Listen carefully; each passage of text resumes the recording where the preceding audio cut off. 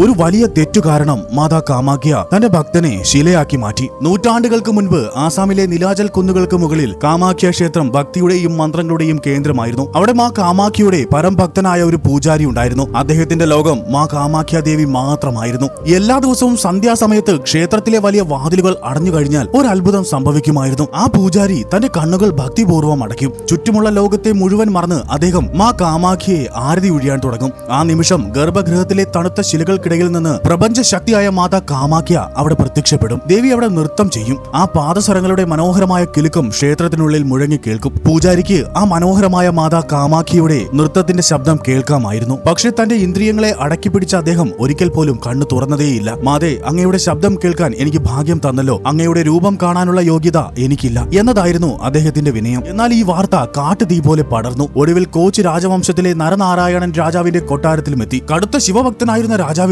ജിജ്ഞാസയും അല്പം അഹങ്കാരവും ഉടലെടുത്തു. നാം ഈ നാടിന്റെ രാജാവല്ലേ, എല്ലാവരും വണങ്ങുന്ന പൂജാരിക്ക് കാണാൻ കഴിയാത്തത് എനിക്ക് കാണണം എന്ന് അദ്ദേഹം മനസ്സിൽ ഉറപ്പിച്ചു. രാജാവ് ആ പൂജാരിയോട് തന്റെ ആഗ്രഹം അറിയിച്ചു. പൂജാരി വിറച്ചുപോയി. അദ്ദേഹം കൈകൂപ്പി അപേക്ഷിച്ചു, പ്രഭു, അത് പാടില്ല. അത് മനുഷ്യർക്ക് കാണാൻ അനുവാദമില്ലാത്ത ദിവ്യ രൂപമാണ്. മാതാ കാമാഖ്യയുടെ കോപം അങ്ങക്ക് താങ്ങാനാവില്ല. പക്ഷെ രാജാവ് പിന്മാറിയിരുന്നില്ല. മാതാ കാമാഖ്യയുടെ നൃത്തം കാണിച്ചു തന്നില്ലെങ്കിൽ ശിക്ഷിക്കുമെന്ന് രാജാവ് ആ പൂജാരിയെ ഭീഷണിപ്പെടുത്തി. രാജാവിന്റെ ഭീഷണി ഭയന്ന് പിറ്റേ ദിവസം വൈകുന്നേരം ക്ഷേത്രത്തിലേക്ക് വരാൻ മാത്രം ആവശ്യപ്പെട്ടു. അടുത്ത ദിവസം സന്ധ്യയായി. പതിവ് പോലെ ആ പൂജാരി ആരതി ഒഴിയാൻ തുടങ്ങി. തന്റെ നേത്രങ്ങൾ തുറക്കില്ല എന്ന് അദ്ദേഹം ഉറപ്പിച്ചിരുന്നു. തുടർന്ന് ആ രാജാവ് ആരും അറിയാതെ അവിടെ എത്തി. ശേഷം ഭിത്തിയിലുണ്ടായിരുന്ന ചെറിയ സുഷിരത്തിലൂടെ രാജാവ് അകത്തേക്ക് നോക്കി. അവിടെ പ്രകാശത്തിന്റെ ഒരു മഹാപ്രവാഹത്തിൽ ദേവി നൃത്തം ചെയ്യുന്നത് രാജാവ് കണ്ടു. മാ കാമാഖ്യയുടെ ആ സൗന്ദര്യം വർണ്ണനാതീതമായിരുന്നു. പക്ഷെ ആ നിമിഷം തന്നെ ദേവിയുടെ തൃക്കണ്ണ് രാജാവിൽ പതിഞ്ഞു. രോക്ഷാകുലയായ ദേവി തന്റെ രൂപം മറച്ചു. ആ നിമിഷം രാജാവിന്റെ കാഴ്ച നിലച്ചു. ഇരുട്ടു പടർന്ന കണ്ണുകളുമായി രാജാവ് നിലവിളിച്ചു. കോപിഷ്ഠയായ മാതാ കാമാഖ്യ